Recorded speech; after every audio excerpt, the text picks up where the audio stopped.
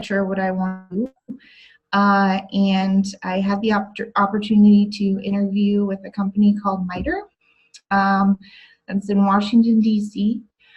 MITRE is an interesting it's a contractor for the government, but it's a not-for-profit contractor. So all of their money is allocated from Congress, but they're not owned by the government. So it's not like a national lab. It's not run by the government. A lot of the projects that they work on, they still have to bid on, versus some places like Lockheed Martin, some of the bigger for-profit contractors out there. But some of them are kind of set in stone for 10, 15 years, and the projects just evolved from there. So this was government work. It was research and development oriented. I was working for a department called Emerging Technologies that had basically groups for neuroscience, computational imaging and sensing, which was the group that I was in, biology, and nanotechnology. And this was a great kind of start into an engineering world.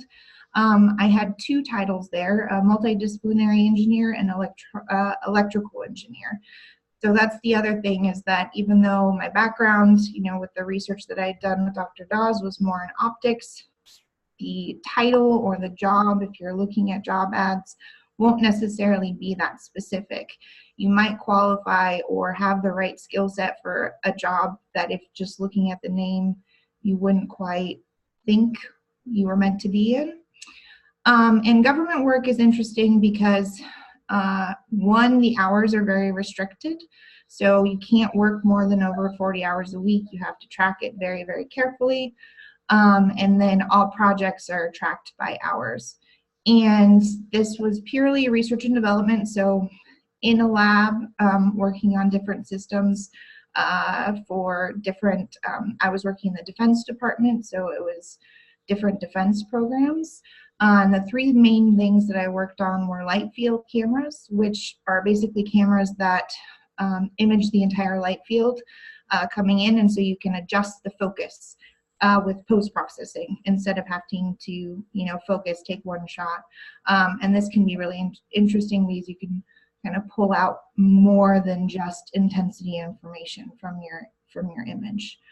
The other thing that I worked on a lot was LiDAR for UAV, unmanned aircrafts, which is heavily used in DoD stuff. So a lot of it was just finer resolutions, different applications. One of the main applications was canopy penetration. So right now, LiDAR isn't great at finding things under a forest because you don't get a lot of photons back, and so you can't really distinguish if there's illegal logging camps underneath the canopy or man-made objects or things like that. So finding new ways to kind of new algorithms and new hardware to kind of be able to resolve things that are a little bit more covered, not like inside a building or anything like that, but with less light being reflected back to you.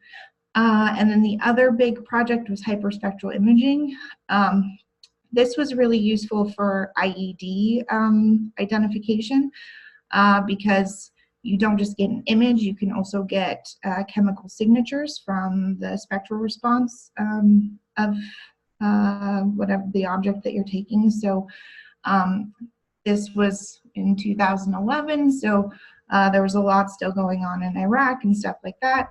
And they were really looking for better ways to take hyperspectral imaging for soldiers, so that if they were walking along the road, they could, scan the area and say, hey, we have a spike in this type of chemical that's often linked to IEDs or something like that, because they're often a little bit buried or there's residue somewhere. So yeah, those were the main things that I worked on there. And it was a great environment right out of bachelor's because, one, it was paced a little bit differently, as I'll talk about a little bit later. And the projects were typically a lot more long-term. So you had a lot longer to kind of work on them, think on them. And then there was a lot of learning teamwork skills because you're working with across different development teams. Also, you're having meetings with different program managers and military personnel and stuff like that, trying to explain how we can impact their daily lives and stuff like that. So it was a good kind of just information gathering of how to transition into the workforce, basically. After living in Washington, D.C., I decided to move back to the Pacific Northwest because it's better, and got a job at a company called Radiant Imaging. And this was based in Seattle, Washington. And this was a very, very different kind of experience from working at MITRE. I worked as an optical software engineer, so I wasn't doing hardware development anymore. I used hardware that they did have a team that were developing, but this was a complete client service-based engineering job. So the company sells colorimeters, which analyze monitors, screens, different optics to find defects. So these defects can be color issues. It can be, as you see in the image here, you can get bright spots on a screen, or you can get light leakage from the LEDs for how the light's projected on like a cell phone. Also for just like lens optics, there's particle detection and stuff like that. Or making sure that the coating, if there's an AR coating or something like that, sprayed on the, applied to the lens, that it's even, and things like that. And so it was very much, we get a client, we get a general request for what they were looking for, and then developing a plan for them, basically, and then demoing that plan once they agreed to the contract, installing all of that in whatever manufacturing facility they had, and then also training all of their personnel to use that system. So this is where I started traveling the most, domestic and internationally, and spent a lot of time in China and Korea during this time, because that's where most major manufacturers for cell phones, TVs, all of that stuff have all of their manufacturing facilities. And so these were large kind of manufacturing line installations. So this was much less research and development, much more practical kind of service-oriented engineering for each client. And this also included algorithm development. So each client had kind of very specific defects they were looking for. Some were generalized and some were very, very specific to their product. And so we'd have to develop and code new algorithms for the software in order to detect whatever the defects that they were looking for. So yeah, this was an interesting experience. It was a much smaller company. MITRE had 2 offices, one in Boston, one in DC, and it was about 10,000 employees. Radiant Imaging had about 40 overall employees, so it was also a very different dynamic as far as work-life culture. You knew everybody, you know, teams were a lot smaller, that type of thing. I was there for a year before I decided that I didn't like software as much as hardware, so I started working with Microsoft. And at Microsoft, I started as an optical hardware test engineer, and then also started working as an optical hardware engineer. And this is when I got into, so I went from government, not-for-profit research work to client-based service work, and this is where I started working in consumer products. So this was, you know, the high-tech Silicon Valley industry, making, you know, fun toys for people, basically. And this involved a lot of engineering and a lot of research and development. So I joined the HoloLens team, specifically designing systems that tested the new kind of optics that the HoloLens uses. So there was a lot of development into the specialized optics that had never been done before. It's completely new. There's a lot of optical components in the HoloLens. And so we had to develop new ways for testing all of these things because they weren't just off the shelf regular testing that you could do. So I worked with the team designing these systems and designing the tests themselves of how we could actually measure these things. What things can we measure that are important, what are significant, what impact how the customer views the product or interacts with the product. So this was very, very heavy optics based and then augmented reality stuff. And this was also a lot of manufacturing as well because when you're dealing with the scale of components that you're making, you know, a lot of people don't realize, but if you have a product, especially when you're in the research and development phase and you're testing your manufacturing lines, you're actually, you know, making 1 million parts, but you're throwing out half of them because they have defects, especially when you have really sensitive optics and stuff like that. So part of my goal there was to reduce the amount of waste that we had and refine kind of the manufacturing lines and how we were testing things. So that was a lot of fun, and this also involved a ton of international travel. I spent a lot of time in China, Korea, Taiwan, Germany, Finland, Austria, and it's kind of where I fell in love with traveling. So one fun thing about kind of the optics world in general as an optical engineer is that a lot of jobs out there require travel because a lot of it is working with manufacturing and working with other clients and contractors around the globe. So it's a really fun kind of area to be involved in. And so I just had a couple like fun gifts of the things that you could do with HoloLens. I gotta rep my team there because it's a fun product. And then I also, Dr. Hall, the YouTube video that, yeah. So I just found, because HoloLens 2 was just released, I just found a fun short little trailer to kind of see what is augmented reality about and kind of where it's going and where, where the future, I think, for technology as far as consumer products is going when it, you know, for cell phones and things like that. Nice.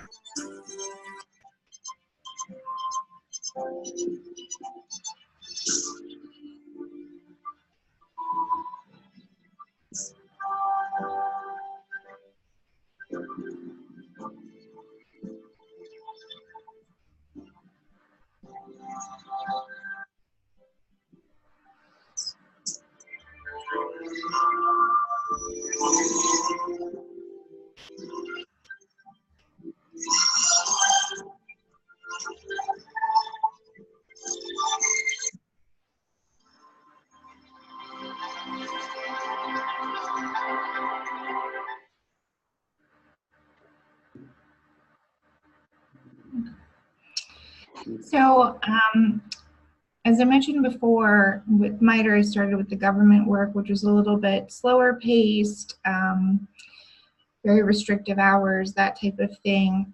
Radiant was a little bit more intense, but because it was a smaller company and because it was client-based, you know, you have schedules that you have to meet, deadlines that you have to meet. So there were definitely like more intense weeks in general. But I would say it was overall pretty balanced. And then you go, and it's, you know, about 40 employees. And then you go to Microsoft, which is 100,000 employees. And the biggest difference here is that you can work as much as you're willing to work. There's no stopping in this type of industry. So a lot of times I was working 80 to 90 hours, sometimes 100-hour weeks if I was in the factory. So if you're traveling, sometimes you can't leave the factory. You're spending 20 hours a day there, sleeping on a bench in an office somewhere. So it's a lot of fun because if you're excited about what you're working on and passionate about what you're working on, you want to invest as much time as possible into making it the best that it can be and to helping your team and making an impact. But it's definitely very fast paced. Everything changes from week to week. Where with Radiant,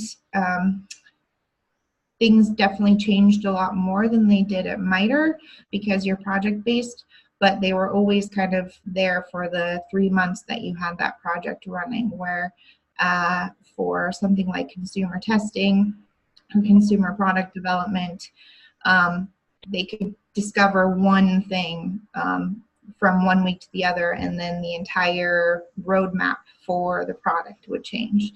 And so you're constantly having to adapt. And sometimes you're working on something and they tell you, oh, that doesn't matter anymore, and you're completely switched to something else. And so you can't get too attached to anything as well. But it's also a lot of fun. The culture is a lot of fun. And the airline miles are great. So I spent 3 years at Microsoft, and with my age, kind of my bucket list item had always been to get my master's. And it got to the point in my career where I could have just stayed at Microsoft, made a career out of it, not gone to get my master's, and just kind of followed that road. And, you know, that been the story. But I decided that if I looked back in 10 years, I'd be really upset with myself if I didn't at least attempt to get my master's. And through contacts I actually had in the Finland office that I worked at, there I found out a program at Karlsruhe Institute for Technology called KSOP, which is the School of Optics and Photonics, and they do a lot of work with another university in Finland. And so I found out about it through my coworkers there, and it was based in Germany. So I decided to pack up everything and move across the world. And I get asked a lot, like, why would I ever decide to do that? You're working at Microsoft. What are you thinking? Are you crazy? A little bit, but one, I spent a lot of time in Germany from my travel that I did, and really enjoyed the culture, really enjoyed working with the teams of people that I worked with there. Also, it's free, so that's a big bonus compared to a lot of programs in the United States. And I love to travel, so getting the opportunity to live in Central Europe and take that opportunity, it's a lot easier to, you know, hop over to France or Belgium or something for the weekend. So the program itself is a applied program, so it's more industry-based rather than theory-based. And I focused in optical systems, adaptive optics, and nonlinear optics. And it's an international program, so it's taught in English, which is also one of the only reasons that I could go to the program. But Karlsruhe Institute for Technology is a really cool system or school in Germany because it's not just a university, They have over 25 different research institutes that kind of all came together to form a coalition with the school. So there's a lot of opportunities for research and development in a ton of fields. And yeah, so it was a 2-year program. I'm going to be starting my thesis in September. And before I start my thesis, I recently got a job that I'll be working at for the next 6 months before I start my thesis with the same group that I'm working at now.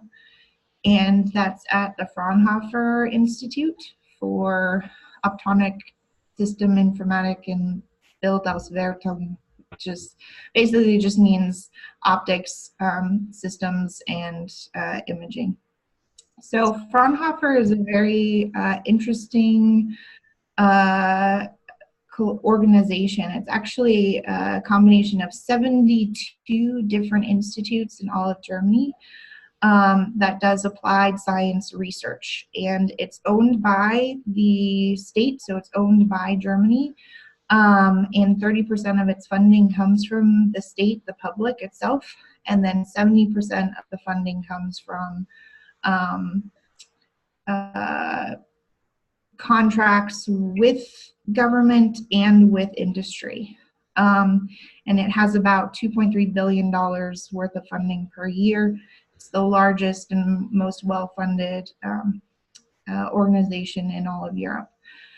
So it's been really fun. So I just started this past month actually, and I'm working in a group in adaptive optics. So normally adaptive optics are used, I have an example here with the image of Neptune. So basically adaptive optics focuses on the effect that turbulence, the atmosphere, has on your light field coming in, and in real time, using deformable mirrors and things like that, and wavefront sensors are able to basically create the inverse of what the light wave coming in, so you can get a clear image. So right now it's used a lot in astronomy for imaging galaxies, that type of thing.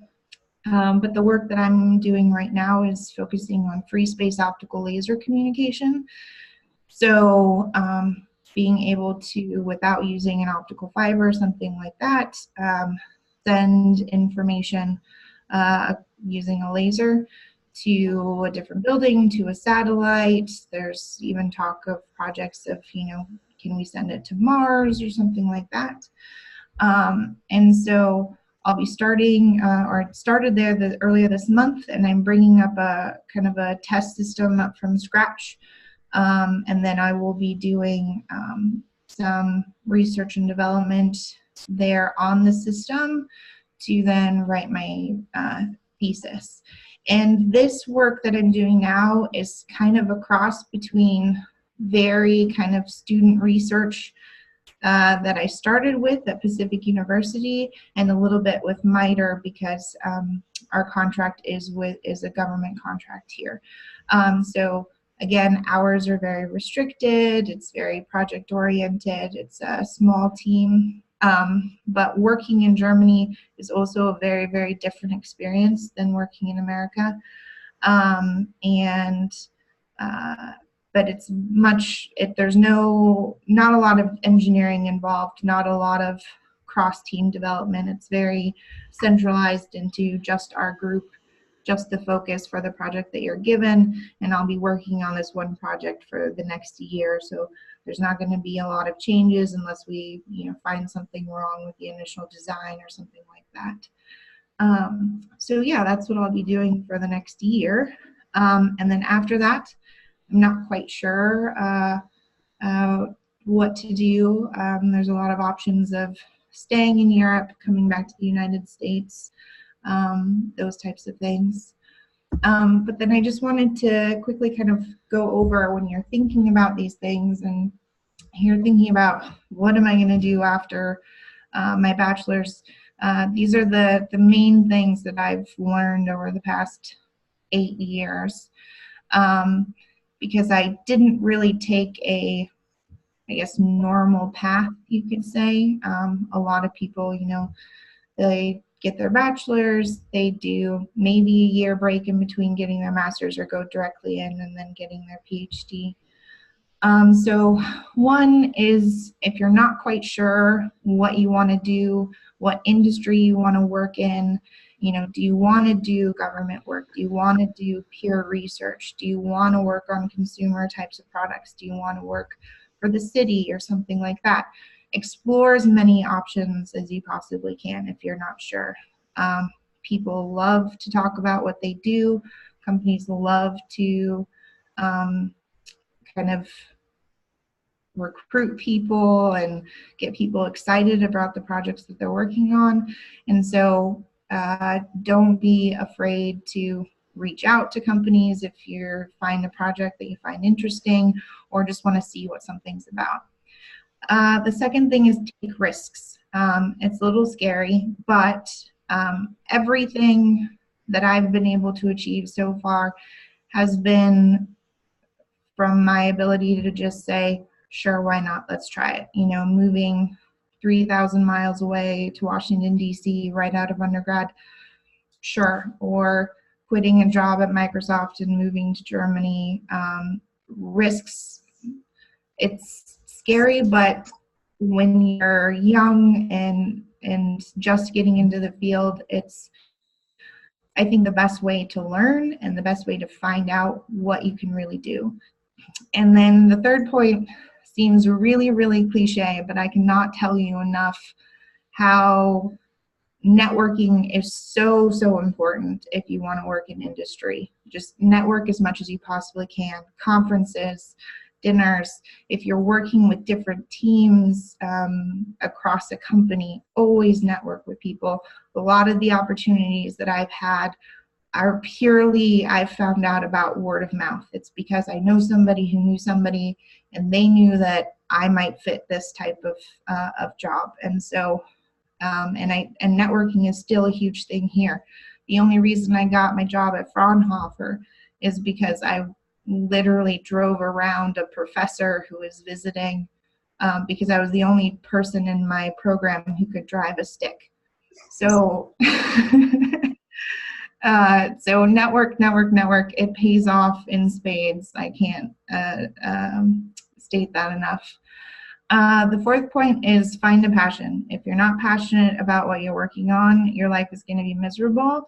And don't let kind of the fear of taking a risk dissuade you from moving on to something that you might be more passionate about.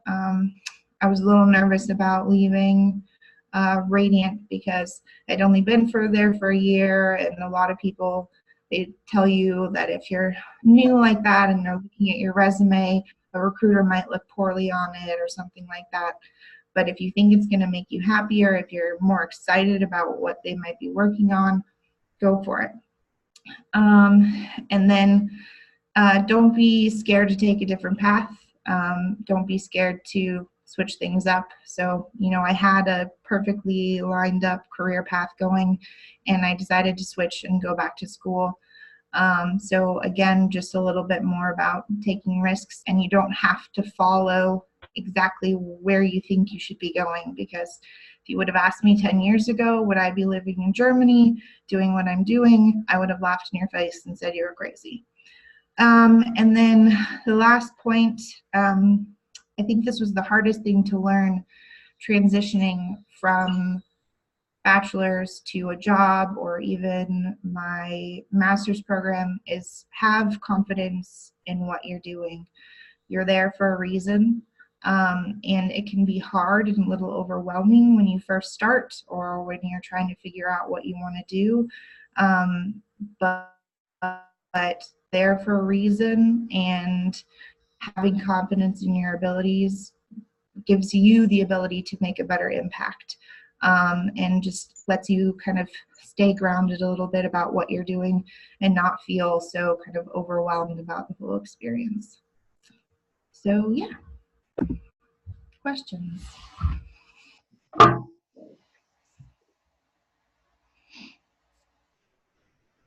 Questions? What was the hardest part about going to Germany?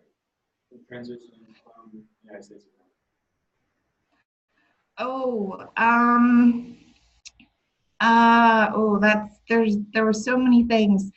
I think I was a little bit more well prepared than some of my other peers in the program because I'd been to Germany a lot before. When I was traveling for Microsoft, it was kind of nice because I would be in a place for a month. So I would be a month in Finland or Germany or China, and then I'd be a month in Seattle and back and forth.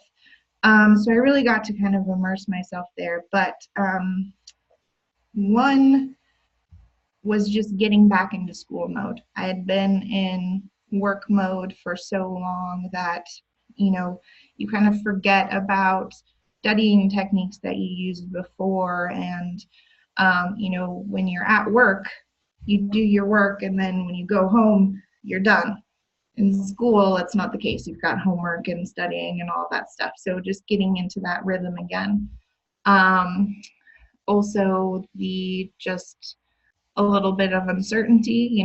I had a job, I had a paycheck. I didn't have those things for a year and a half. So yeah.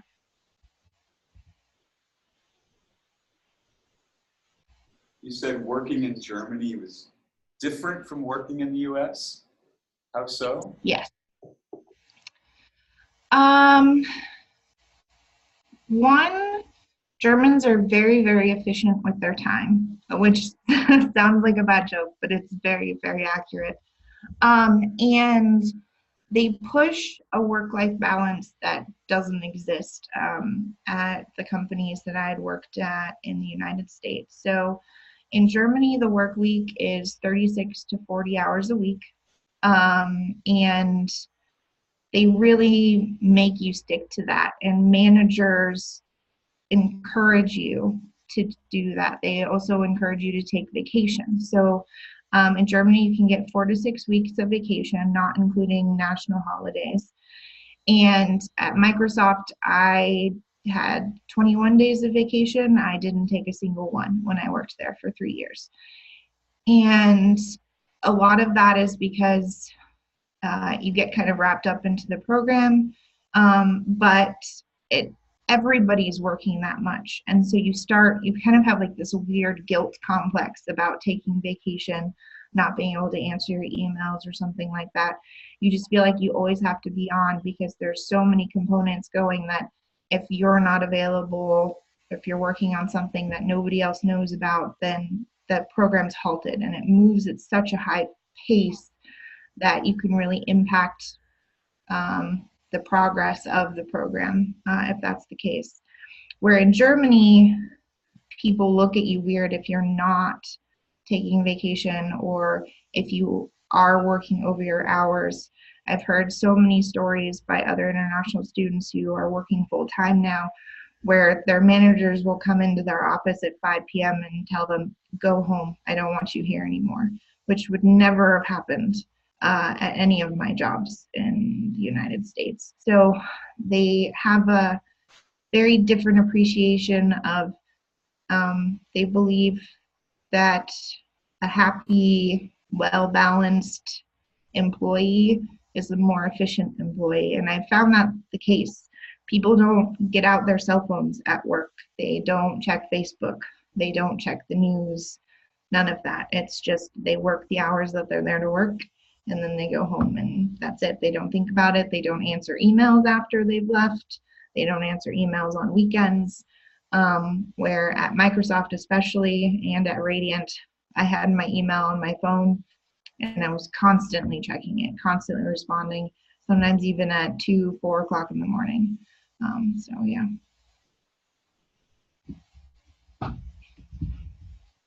What would you say was the most valuable lesson you learned while at Pacific? Like, throughout your whole time here, what was the most important thing you learned? Most important thing that I learned. Most valuable, most helpful through your career so far? F equals MA.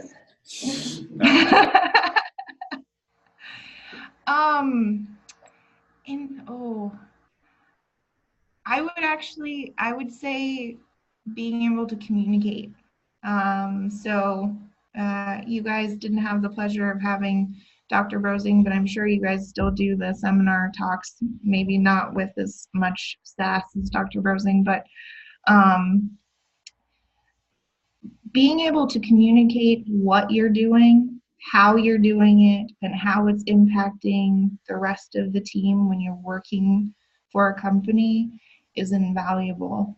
One, it helps you make a bigger impact. Two, it helps you climb the company ladder, which is sometimes necessary.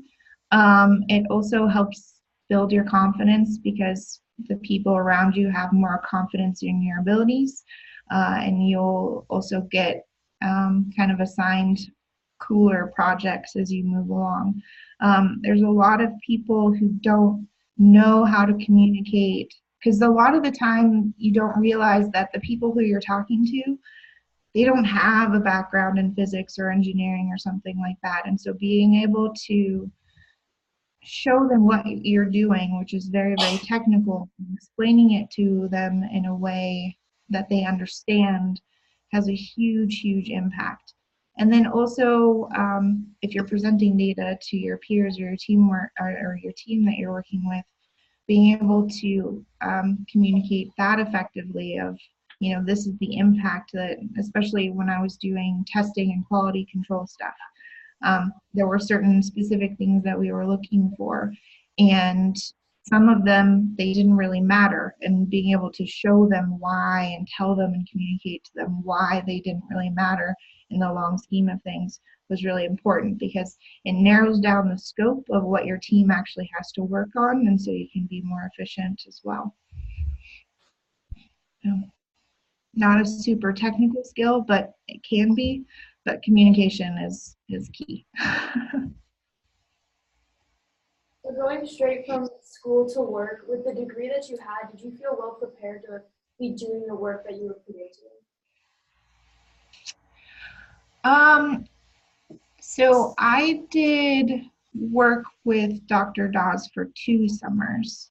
I was lucky enough to do that. And so for me, I did, as far as skill set wise, just being, I guess, mentally prepared for the transition was a little bit different. But typically, what I've heard and discussed with managers and, you know, teammates that I've had in the past is that if you have a degree in engineering or physics, it basically teaches you critical thinking skills, right? So they're not as concerned about, can you do Gauss's law or stuff like that. Yeah, they want you to be able to do you know, yes, you want to, a lot of the technical things that you're working on, you know, you want to be able to know how to apply it, but just being able to think about a project and being able to understand where things could go wrong, or how you might have to change the course of whatever you're building, and just critically thinking about those types of things. That's the main thing that they're looking for. And I feel like when you're getting a you know, physics or math or, you know, any kind of science degree, heavy science degree or engineering, it really teaches you those skills. So those are already there when you start working. You just have to believe in it. That's the key, is that sometimes you go from like a really small pond to a really, really big ocean. And so it can feel a little like, what am I doing here? But everybody else is in the same position.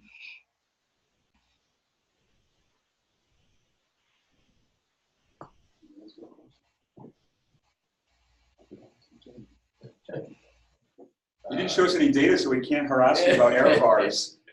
Error bars. Is that on purpose?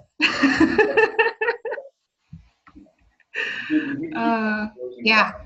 Label all of your graphs with units, please. Yeah. Units. Remember units on all of your graphs, no matter what. Good skills learned, right? Yeah. Cool. Well, you guys probably need to get off the class.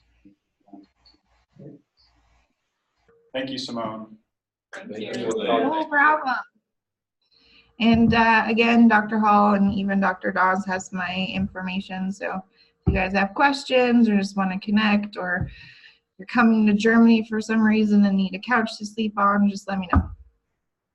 Good. Nice. Good luck with it. Keep us posted. Thanks, will do. Bye. Bye. Thank you, Simone. No problem. My pleasure. Great job. I guess you can go have dinner now or something. Yeah. All right. Have a good week. Thank you. You too. Take care. Bye-bye. I'm gonna try to stop.